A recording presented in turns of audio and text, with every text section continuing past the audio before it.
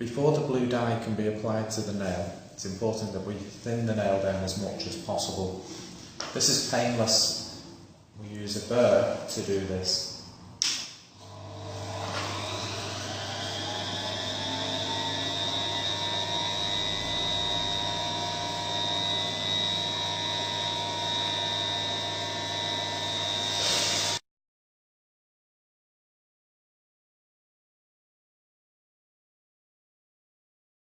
We use a blue dye to make the fungal cells sensitive to light. Fungal cells are different to human cells because they have a cell wall. A special blue dye that we put on makes them sensitive to light, which causes the cell walls to break down. And this is what destroys the fungal cells, but is completely harmless to the human cells. So the blue dye we place on the nail is quite intense in colour, and it needs to be left on for about 10 minutes to any of the affected nails. Once this has had a chance to stain the fungal cells, we can then apply the light. And the light will be applied for 9.5 minutes for each nail.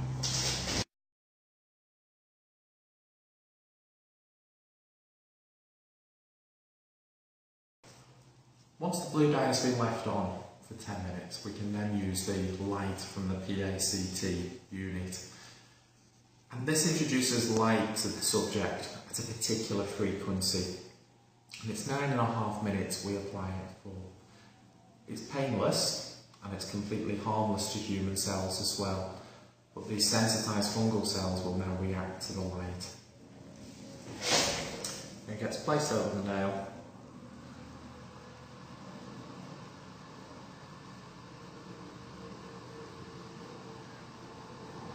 And now it's just a case of being patient and waiting.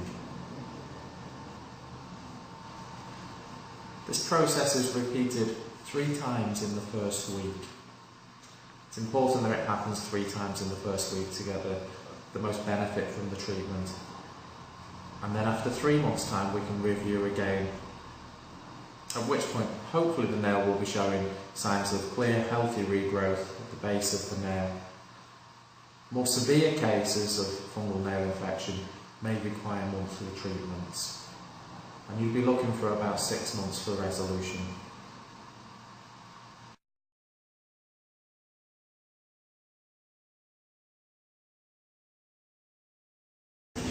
So that's the first treatment completed. We'll have 2 more treatments this week for the first cycle, and then we'll review this nail again in 3 months' time. So, quick, painless procedure.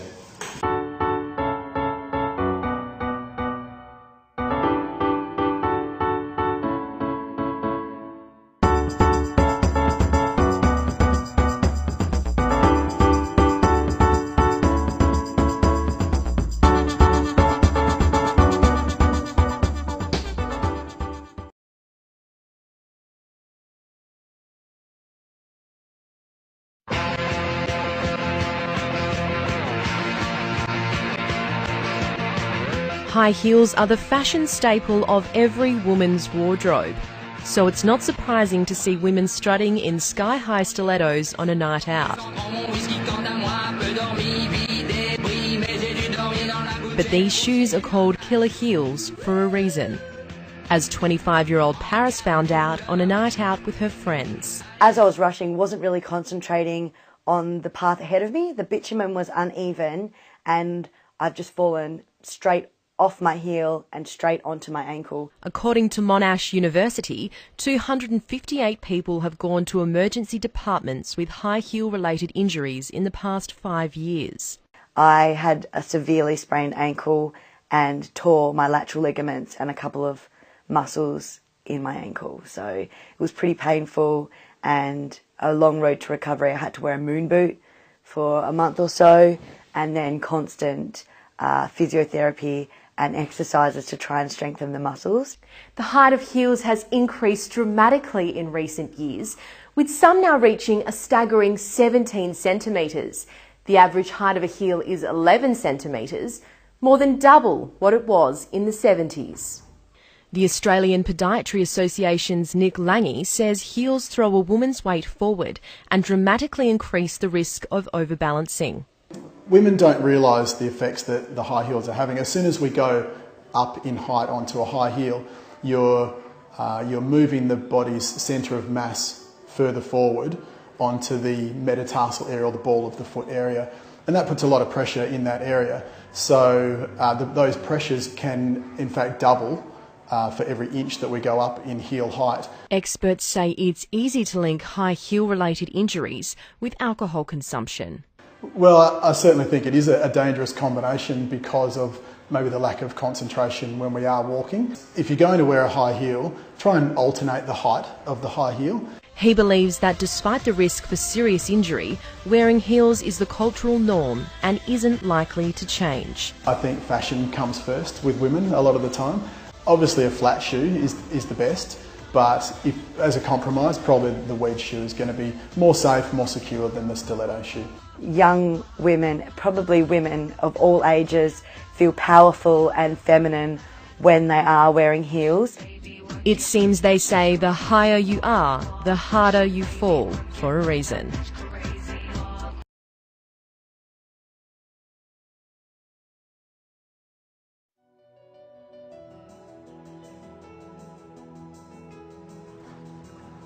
Do you know that our feet were designed to function on soft, natural surfaces such as grass, soil and sand? Yet most of us spend the majority of our time in unsupportive shoes, walking on hard, flat, unnatural surfaces. Hi, I'm Philip Vasili, and I've spent over 30 years as a podiatrist specialising in biomechanics. I've treated thousands of patients, and I've found that these hard, flat surfaces cause our feet to roll in too far or overpronate. This excessive pronation can be the cause of many common aches and pains, such as plantar fasciitis or heel pain, knee pain, and even back pain. Now I'm going to talk to you about excess pronation, what it is, and its effect on our body.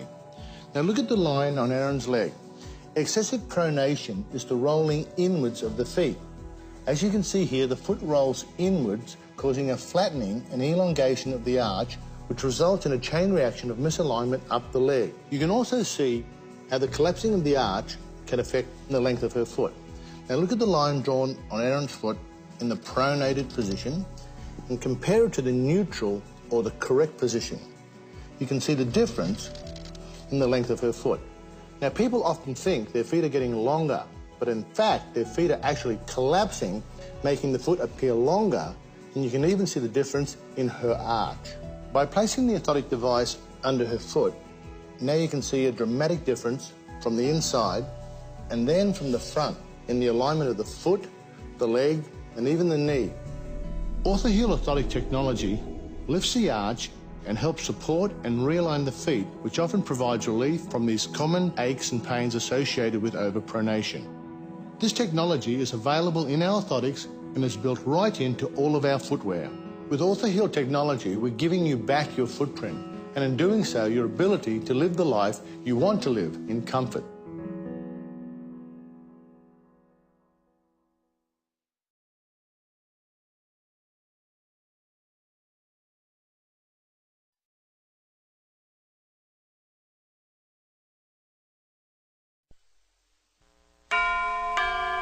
Now, live, NBC 10 News at 11.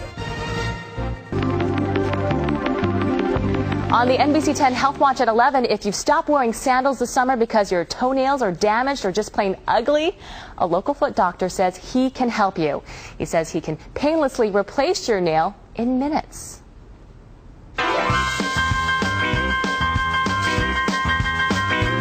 During the sizzle of summer, women can't wait to expose their toes. Strappy, sexy sandals are a must for many, unless you're like medical assistant Donna Luther. I wear closed-in shoes instead of sandals in the summer. Donna stopped wearing sandals and painting her pinkies years ago after dropping something on her toe, damaging the nail. It's just, you know, ugly. Donna decided to restore her toenail with a new procedure called CariFlex. It's brand new and done by the foot doctor she works for. Donna says it was a patient who convinced her. She loved it.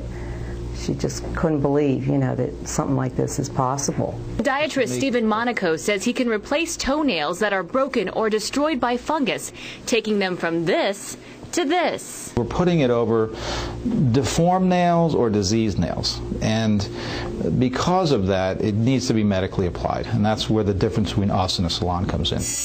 Dr. Monaco removes the damaged part of the nail, treats any fungus, then builds a new nail right into the nail bed.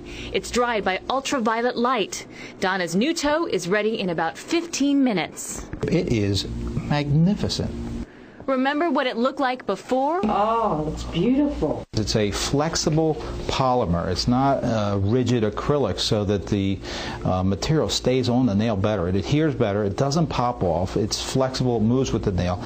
It'll need occasional touch-ups as the real nail grows back.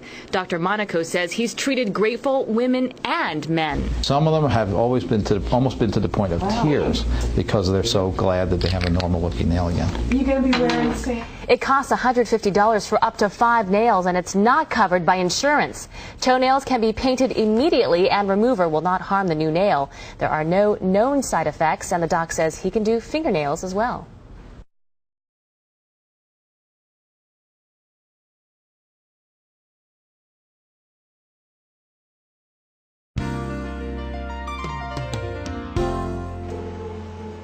The iCube station allows us to use the iCube scanner in 3 positions: to do a non-weight bearing scan, a semi-weight bearing scan, and a full weight bearing scan.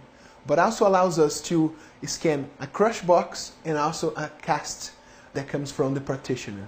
From non-weight bearing, we can also do semi-weight bearing scans by just deattaching the scanner and moving into the semi-weight bearing position.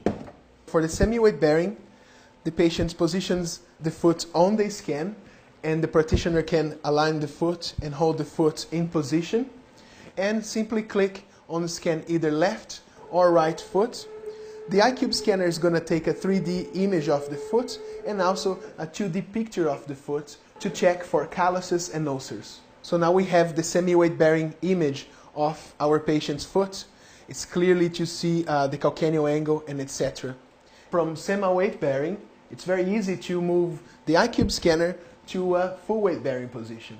But just putting in position, our foot model will stand on the iCube stand, lay the foot in, and we can simply select to scan the left foot, and the iCube scanner is getting the 3D image of the foot.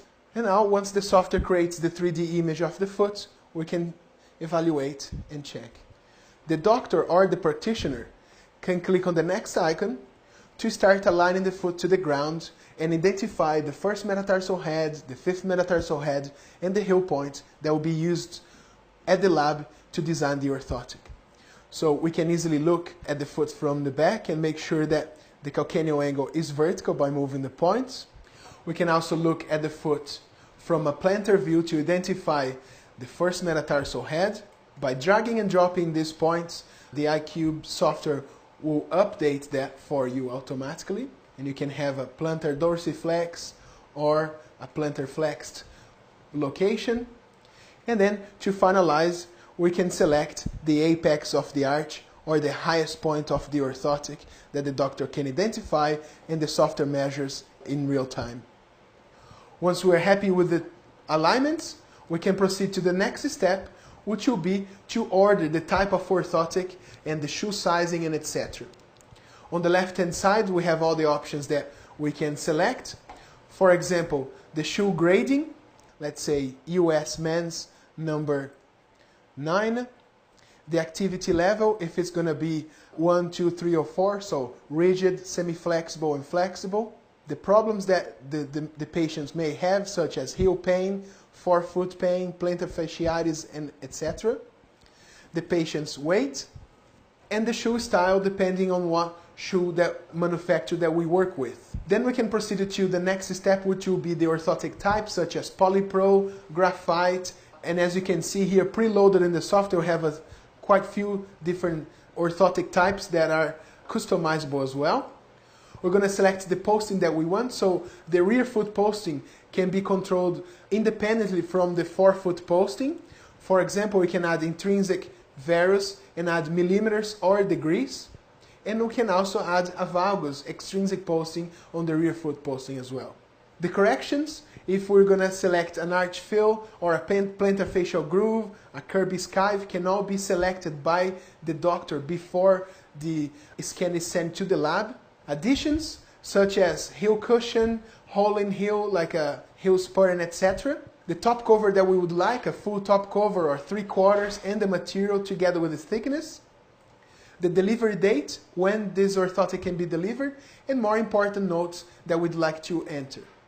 So the next step of the process, by using Ortho Manager, the practitioner or the doctor can send all this information to the lab, such as the 3D shape of the patient's foot, together with the picture and the prescription. So no longer we have to mail crush box or casts. Everything is sent by email, and the lab can automatically start manufacturing the orthotic. If you would like to find more information about our healthcare products, please visit www.delcam-healthcare.com.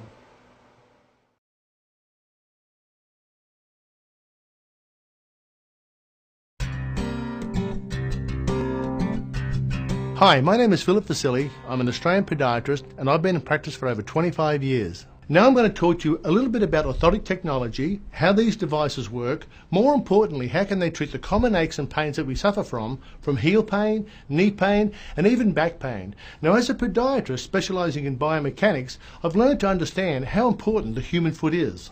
We take between 5,000 to 8,000 footsteps per day on a very small unit which contains 26 to 28 bones per foot.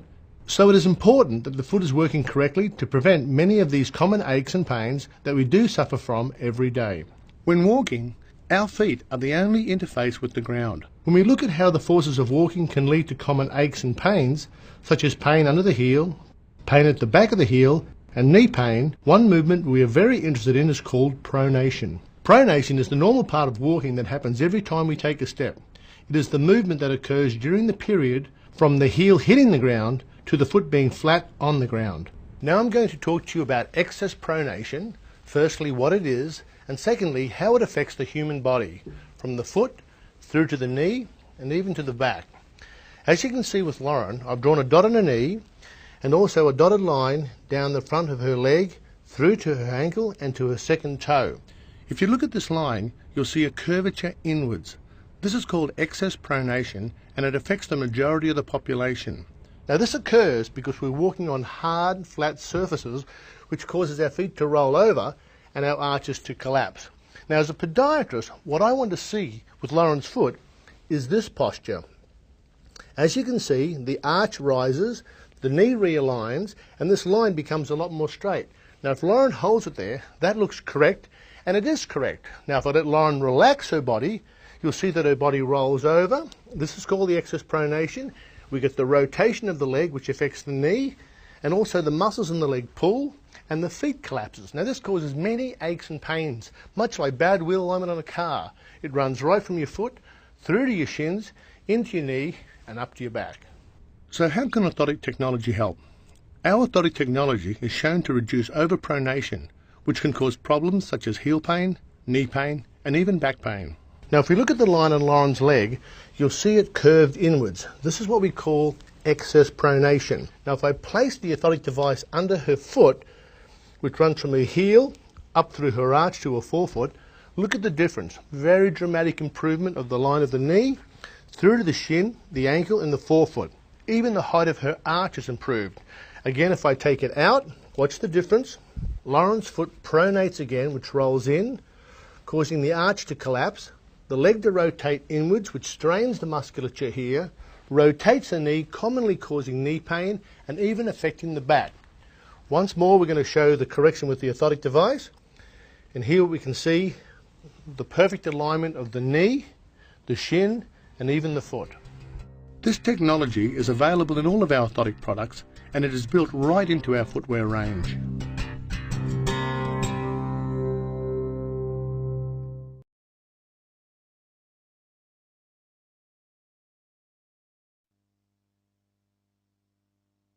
Tight aching legs is very, very common, and a lot of times I would have patients come to see me for totally different conditions, whether it was heel pain or knee pain. But at the same time I used my orthotic therapy, they would come back and say, wow, my aching legs has diminished or completely gone.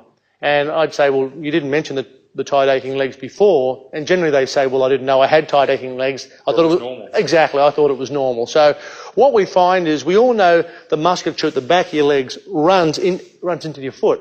And your foot, as I explained, is made up of many bones, and about 25% of all the bones in your body are in your feet.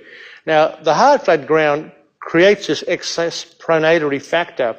So as the foot pronates, you get a tractioning right down the leg of all the musculature. So imagine this is the heel, this is the arch, and this is the forefoot. Your foot hits the hard, flat ground, and you pronate, which is the same mechanism as this. It tractions all the muscles down the back of your leg.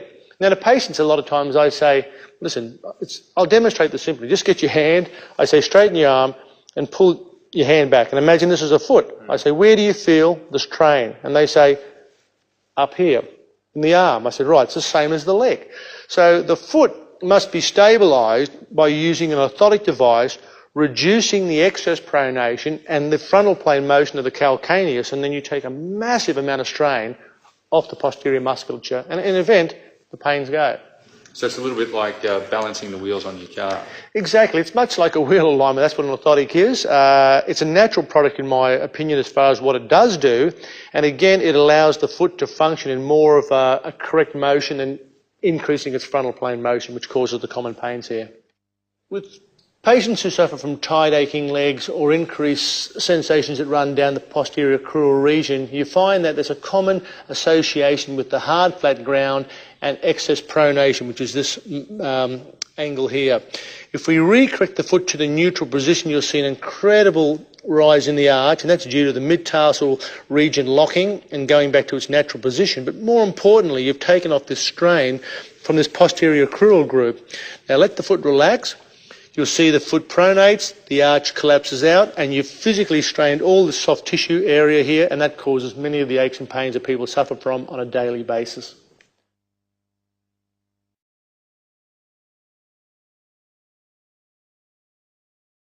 Flip-flops. They're the summer sandal I know so many of you can't live without. They're cheap and they're easy. But what you may not realize is they could actually be harming your feet. Today, you'll find out the truth behind flip-flops and which ones you ought to be wearing. But first, I want you to meet Renee, a self-proclaimed flip-flop addict. Dr. Oz, I live in my flip-flops. I have so many pairs that I've lost count. I wear them everywhere. I wear my favorite pairs until they're completely worn down. I love them, but could they be bad for my feet? Renee is here, and she has brought her entire flip-flop collection. Is that it? You want to show it to us? This is it. This is all of them. That is a lot of flip-flops. So you must love these a lot. Yes, they're so comfortable. They match everything. They're cheap. Why not? You love them more than shoes, I can see. You own shoes also? They're my backup shoes. I do have regular shoes, but they're my go-to. So these may look comfortable, and I agree they are easy, but let's look at a closer view, if I can, with you. Okay. Come back over here a second. This is what a typical flip-flop looks like to me. And these are the concerns that I have. You notice there are two thin straps here. You notice it's pretty thin in its sole, and there is no arch support. That's the trifecta of problems for me. And so when I see those three things, I start worrying about a couple issues regarding to our feet. The first problem is pretty simple. There's no hard sole, and it's thin, so if you walk along, and I don't know where you live, but around where I live, we see construction sites once in a while, and you step on anything sharp, that happens. So this is just the beginning. But I'm even much more worried about flip-flops and how they change the way we walk, because actually there's a significant event that occurs. Let me show you, if I can, how I look at a foot as a physician. Okay? Notice how many bones there are in the feet, right? And when you got a dozen bones and structures that hold them together, you realize that you have to be able to manage them the right way. Now, normally when you walk, your foot has a little bit of an arch to it. Okay? Notice that? Yes. And you see this little red thing here? That's the plantar fascia. So it actually has the ability to stay limber and loose as you walk. When you're actually on a flat surface, in particular if you're wearing flip-flops, it tautes out the muscles. So can you see how it gets that plantar fascia really tight? I can see that. And as that gets tight, so it goes from a nice loose setting, when you're in regular shoes with little arch support, to a very taut setting, you start having little micro tears, little irritations right in this part of the foot, the back of the foot, close to where the tendon attaches. And that irritation is called plantar fasciitis. I suspect you've heard of that. Yes, I have. You see that little ridge there? Can you all see that in the tight camera? See that little ridge right there? Little catching area? So go ahead and feel that with your finger. That's called a heel spur. Let me show you an x-ray what happens. This is actually of someone's foot who had plantar fasciitis. See the spur here? When you have repeated trauma there, calcium deposits there, and that little spike there then digs into your tissue. Ugh, it feels painful, doesn't it? Just the thought of it? It's like a nail in your bone. Yes, it's like a nail in your bone. And that causes repeated irritation of the plantar fascia. That makes it worse every time you tap. So when you first get out of bed, even when you're not wearing those shoes, even when you're wearing the right kinds of shoes, it becomes a problem. It literally feels like this nail going through your foot, except there's no nail there. So it's harder for us to deal with that. All right.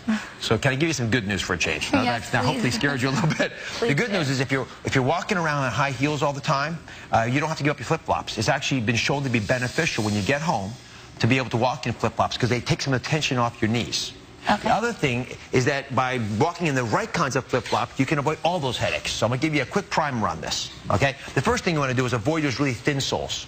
So get a little bit of a thicker sole, a little bit of a cushioned sole. You don't want the heel to be more than 2 inches tall. So this is about 1.5 inches. And if you do it that in a smart fashion, you'll actually have a little bit of protection from the external environment, from infections and from trauma, from nails and the like.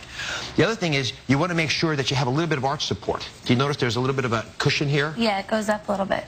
Right, and that going up area, this area right in here, allows you to take the tension off that plantar fascia so you don't get those spurs I spoke of. Okay, the last little thing is, you see this thong here?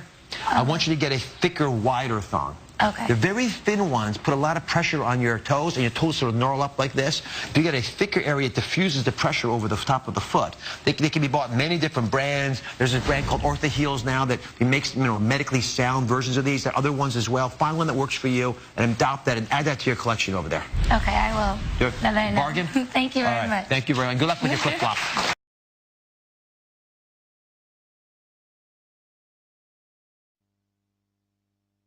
If you're referring to ball or foot pain, which we can see in this area marked with this arrow in the redness area, commonly what you get is a person comes to you as a patient saying, I complain of a hot area underneath the ball of my foot, or even a high area of weight.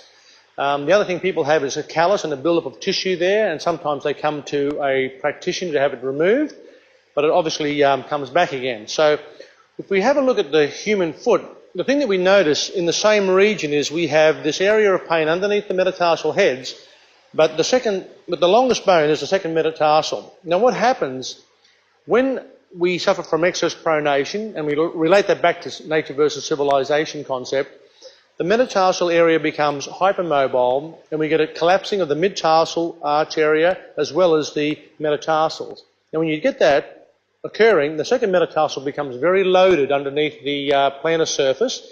You get simply an increase of pressure, you get inflammation, and as a compensatory measure, callus builds up to preserve the soft tissue.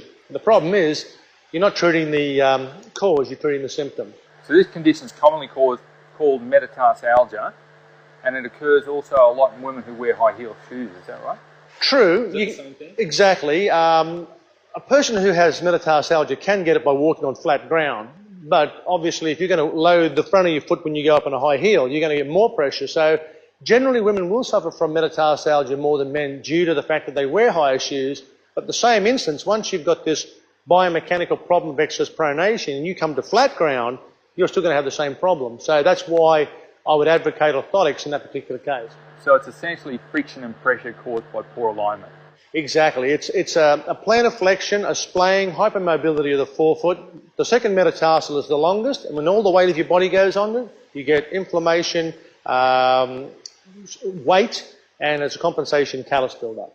And what about corns and calluses? How does excess pronation contribute to corns and calluses on the foot? Okay, that's a good question too. Corns and calluses, a lot of people think, well, my shoes are tight and therefore rubbing and I get corns and calluses. Now, most intelligent people shouldn't be buying tight shoes, and there are many people who have perfectly good shoes and still get corns and calluses.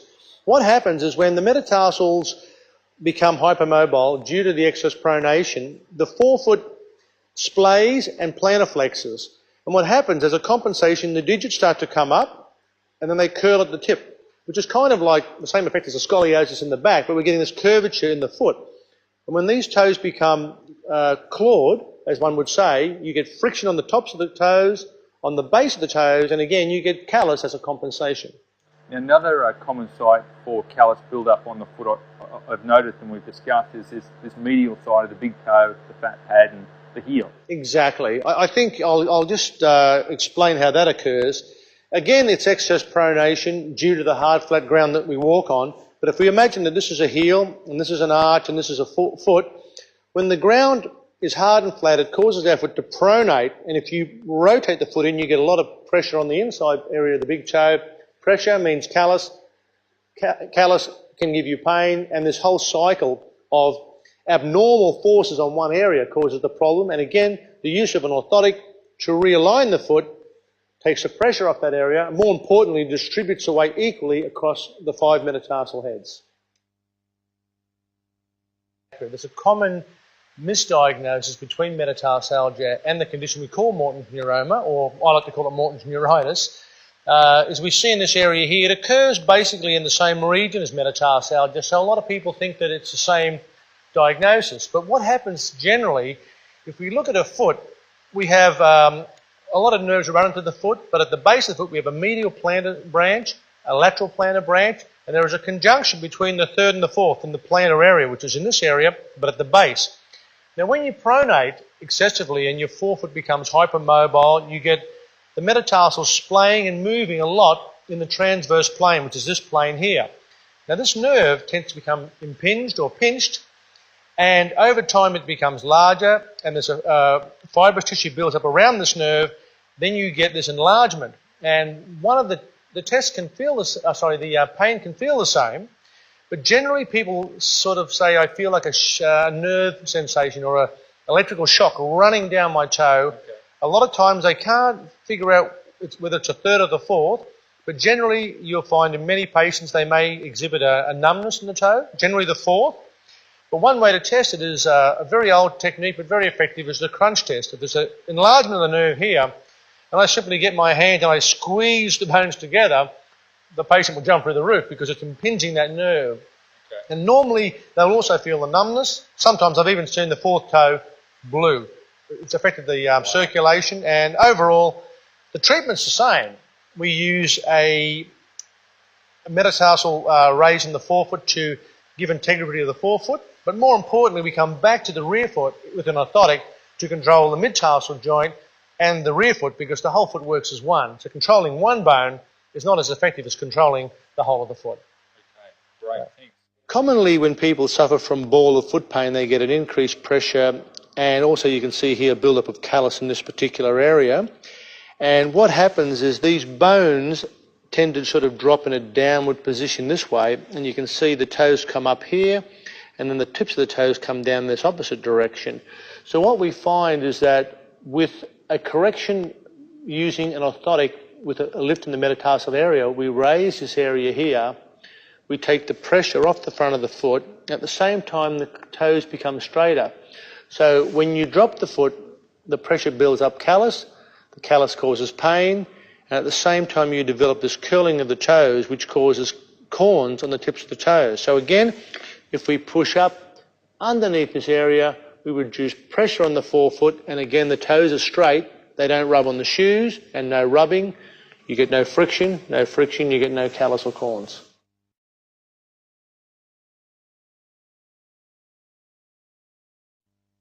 Lower limb biomechanics.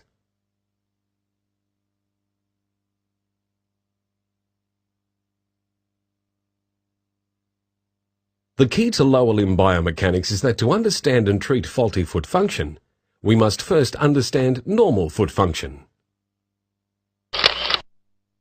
The human foot is a complex structure of bones, joints, muscles and ligaments. The foot can be divided into three sections: the forefoot, the midfoot and the rear foot. The forefoot comprises the first to fifth metatarsal bones and phalanges. The midfoot comprises of the navicular and the cuboid, plus the medial, intermediate and lateral cuneiforms. The rear foot is made up of the calcaneus and talus. The subtalar joint. The main joint of concern in foot biomechanics is the subtalar joint, which is the joint between the calcaneus or heel bone and the talus. The proper function of this joint is crucial to a correct and pain-free gait. Motion of the rear foot. Triplane motion is the movement of the foot through three planes, i.e. three-dimensional. Sagittal plane, dorsiflexion and plantar flexion, frontal plane, inversion and eversion, transverse plane, adduction and abduction.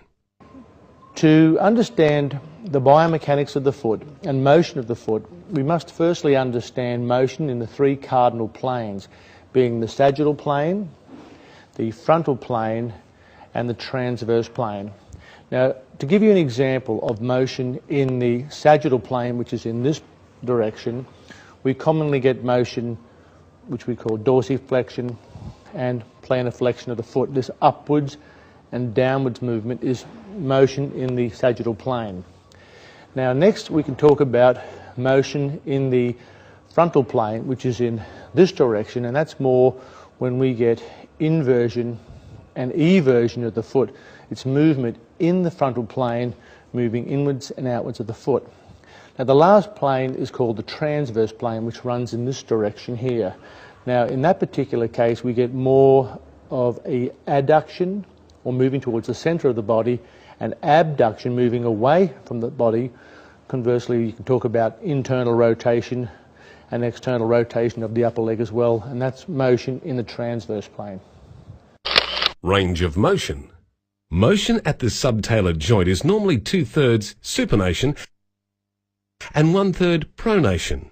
Both pronation and supination are triplanar motions comprised of the following elements: pronation, eversion, abduction, and dorsiflexion, supination, inversion, adduction, and plantar flexion. The gait cycle. A prerequisite to understanding the role of the rear foot in gait is to understand gait. The gait cycle can be divided into two major phases: stance, when the foot is in contact with the ground, and swing, when the foot is not in contact with the ground. The pathologies we see develop because of foot dysfunction during the stance phase. The major functional phases of the stance phase of gait are as follows. The contact phase. The contact phase begins with the heel strike on the outside edge of the heel. The tibia internally rotates and the foot pronates at the subtalar joint throughout the contact phase. The contact phase is designed to convert the foot into a mobile adapter and shock-absorbing mechanism. The contact phase ends when the entire plantar surface of the foot is in contact with the ground. The midstance phase. The midstance phase begins when the entire foot is flat on the ground and continues until the heel lifts off the ground again. During this phase, we need a stable but flexible platform from which to support the body. The midstance phase converts the foot from a mobile adapter into a rigid lever.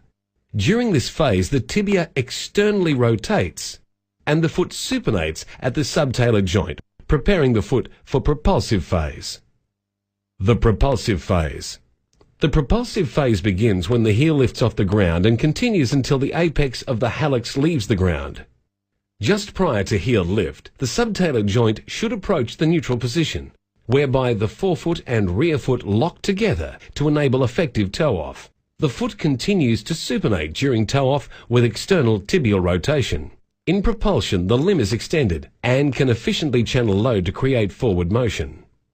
Rear foot function, Part 1, the ankle joint. There are two major joints in the rear foot. The first is the ankle.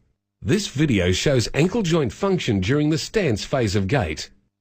During the course of any step, the center of body mass must pass from behind the weight-bearing foot to in front of it.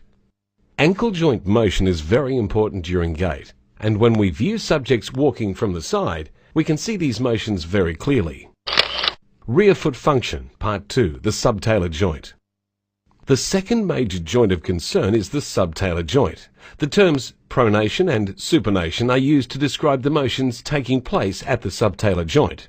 It is important to focus on the motion that can be seen in the calcaneus with subtalar joint motion. In the photo on the left, the calcaneus is inverting, which indicates that the subtalar joint is supinating. In the photo on the right, the calcaneus is everting, which indicates that the subtalar joint is pronating. Inversion and eversion take place in the frontal plane and indicate only one component of subtalar joint motion, the normal lower limb and tibial varum factor. The normal lower limb is inverted approximately 4 degrees from the vertical. This is called a tibial varum and influences normal subtalar joint function. Tibial varum angle varies between individuals. Excess compensatory pronation. The tibial varum factor, combined with the hard, flat, unnatural surfaces we walk on daily, causes the feet to pronate excessively. The most common form of lower limb biomechanical dysfunction is excess pronation. Excess pronation at the subtalar joint commonly exhibits calcaneal eversion. Internal tibial rotation. Lowering and elongation of the arch structure. Excess weight bearing over the first metatarsophalangeal joint. Excess medial lower limb strain. During the midstance phase, the foot remains pronated and unlocked instead of re-supinating to a locked position, turning the foot into a rigid lever. The effect of excess pronation. The subtalar joint axis lies approximately halfway between the frontal and transverse planes, about 42 degrees in the sagittal plane. Therefore, for each degree of calcaneal eversion, frontal plane motion, we see an equal degree of internal tibial rotation, transverse plane motion. This is the all-important link between lower limb biomechanical function and upper body posture. The function of the subtalar joint. The importance of the subtalar joint arises from its unique orientation, which allows it to convert foot rotation into leg rotation and leg rotation into foot rotation. An example is the differential in the car. It rotates on one plane, but converts motion into another plane sitting at a 90-degree angle. The subtalar joint can be thought of as a torque converter that converts limb rotations into foot motion and vice versa. The ideal lower limb. The ideal lower limb exhibits the following characteristics. A. Bisection of the lower 1/3 of the tibia is vertical. B. The knee, ankle and subtalar joint lie in transverse plane parallel to the supporting surface. C. The subtalar joint rests at neutral, i.e. no supination or pronation. D. The bisection of the calcaneus is vertical. E. The mid-tarsal joint is locked, maximally pronated, and the forefoot plantar plane aligns the rear foot plantar plane. Footprints. Footprints in the sand show us a couple of interesting features. 1. Lateral strike. The footprint reflects the inverted heel strike pattern by having a deeper lateral indentation. 2. The footprints walk to a centre line, which effectively increases our functional strike angle. On hard surfaces, this means the foot has to pronate further to gain ground contact. Pronation. Internal changes. The changes that are visible externally occur as a result of changes to the internal bony architecture. On the left is a supinated foot. The navicular on the medial aspect of the foot is higher than the calcaneus. The talus is adducting and dorsiflexing with supination. The photo on the right shows a pronated foot with the talus abducting and plantarflexing. These are the normal motions that occur with pronation and supination. The width of the foot changes between supination and pronation. The pronated foot is wider, and we can see that the navicular lies more medial than normal. This in itself can be a problem, and can cause the bulge in the medial aspect of footwear that is often seen in patients with an excessively pronated foot, prominent navicular.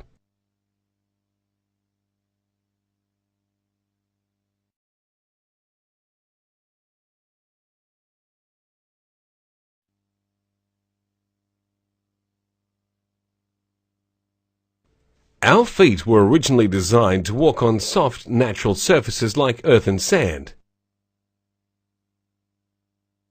But unfortunately, we now spend most of the day walking on hard, flat surfaces like pavements and floors. The normal lower limb is represented by a 4-degree tibial varum angle. The lower limb forms a natural inverted position to the ground, and therefore when the foot strikes the ground, the outside edge of the heel hits the ground first. When the foot strikes a soft natural surface like sand, it will give way to accommodate the foot's strike angle, forming a natural footprint. However, when approaching hard, flat ground, the foot must compensate by pronating excessively at the subtalar joint to gain ground contact. Therefore, the greatest cause of excess pronation is our natural tibial varum angle, combined with unnatural hard, flat surfaces we walk on. Excess pronation causes a chain reaction throughout the body. As the feet pronate, the tibia internally rotate and the pelvis is tilted forward. In turn, excess pronation can cause a range of aches, pains and injuries. Okay, as you can see here, this foot is standing on hard, flat, unnatural surfaces. This is concrete and it's very hard. And as you can see, what the concrete or the hard floor forces the foot to do is to roll inwards. Now this motion or angle here, which is going inwards and flattening the arch, is called excess pronation. If this person was standing on soft natural soils, grass or sand, the foot would actually be standing in this position.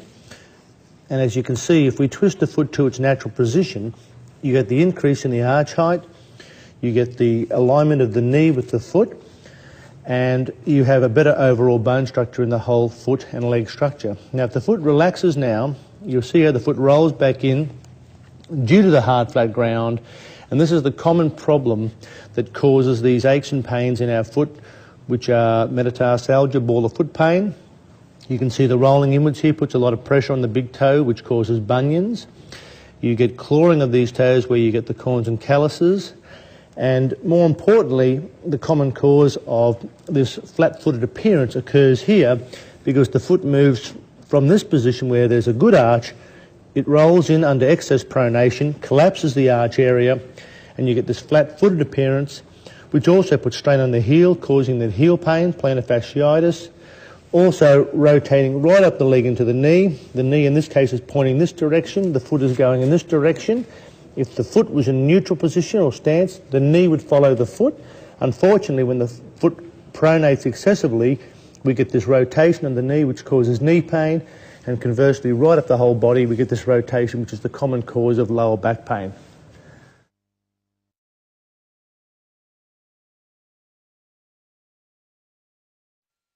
Lower back pain, and again let me say this, I'm talking about pain in your lower back that has not come from a injury or a herniated disc or a spondylolisthesis or some condition that is medically not connected to the biomechanics of the foot and lower foundation structure. I'm talking about back pain, and there's been a lot of research done in the last few years showing that the hard, flat ground we walk on causes our feet to pronate and collapse. And when your feet pronate and collapse, your knees internally rotate, which I'll show you on our physical model shortly, which causes a rotation or tilt in our pelvis. Now, a lot of people will say, I've got a dull ache in the lower part of my back, and you know, I may have been to a physiotherapist, and the physiotherapist said, well, listen, go and strengthen your stomach muscles. Strengthen those muscles because it'll take the pressure off your back. I say this, it's good to strengthen your stomach muscles, and a lot of times they do need strengthening, but why are they weak in the first place? And why are the muscles in your back tighter, and why is this imbalance occurring? Let's not say you've got a tight muscle here and a weak muscle there and just balance them up. Let's ask ourselves, why are they like that? Generally, the reason is because we have a mechanical problem occurring which makes one muscle stronger and one muscle weaker. Now, you know this from going to the gymnasium. How many times have you been to a gym and the exercise instructor there says, if you want to do this exercise properly, do it this way? What is he saying? Unless your bones are working in the correct posture, you're working the muscles incorrectly so that you will cause an imbalance and possible injury. Now, in lower back pain, I have made so many orthotics, like I've lost count, to be honest. And when I first started making orthotics, I didn't treat back pain. I treated the feet. But everybody would come back to me and say, you know, Phil, my back is so much better. And after sort of doing so much work with the foot, I made it a point in my own head is to find out how do orthotics, and particular orthoheel, help with low back pain. So let's just go to our foot model and I'll show you a physical example of how this can occur.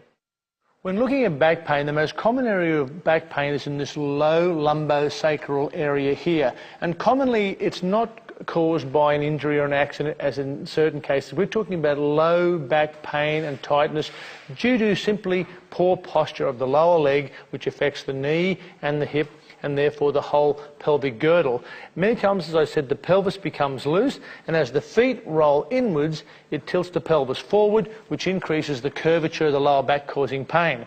Now, if Lauren wears orthotics or orthoheel, we twist the feet out, it pulls the stomach area in, reduces the curvature of the back, and therefore balances up this lower area of her abdomen and back, removing this common cause of lower back pain.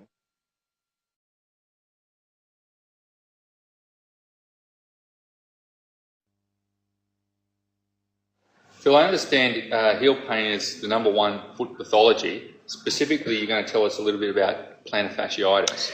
Yes, that's correct, Bruce. If we look at this picture here, we'll see the common area of pain is underneath the base of the heel. And the common term medically is plantar fasciitis, which means inflammation of the plantar fascia, but more at the base or the origin of it. What patients normally complain of is a pain that initially can occur on rising, whether it's getting out of bed in the morning or sitting down for a long period of time, then standing up quickly. What happens is they get a sharp, piercing pain underneath the base of the heel, much like a stone bruise. They tend to hobble around for a few minutes and then the pain seems to disperse and go away. However, if they sit down or lie down, the next morning it occurs again. Now what happens here, I say to a lot of people, when you're in bed lying down, your foot is actually in a relaxed position. Your arch has no strain on it, and we all know medically that the plantar fascia runs from the base of the calcaneus, the tibial tubercle, runs up to the forefoot and splits into the 5 metatarsal areas like this. Now if you're in bed like this, the plantar fascia is much like a bowstring. There's your bow, and the fascia forms the bowstring.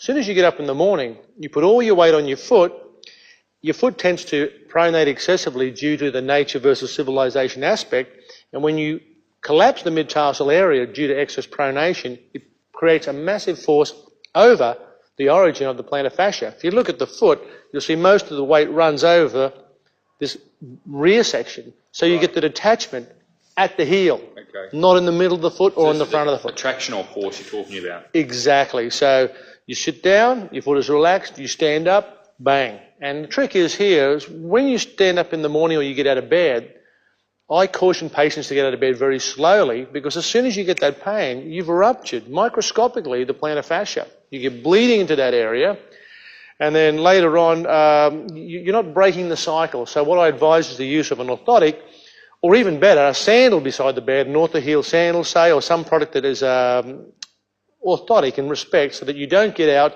collapse the foot and create that chain reaction day by day.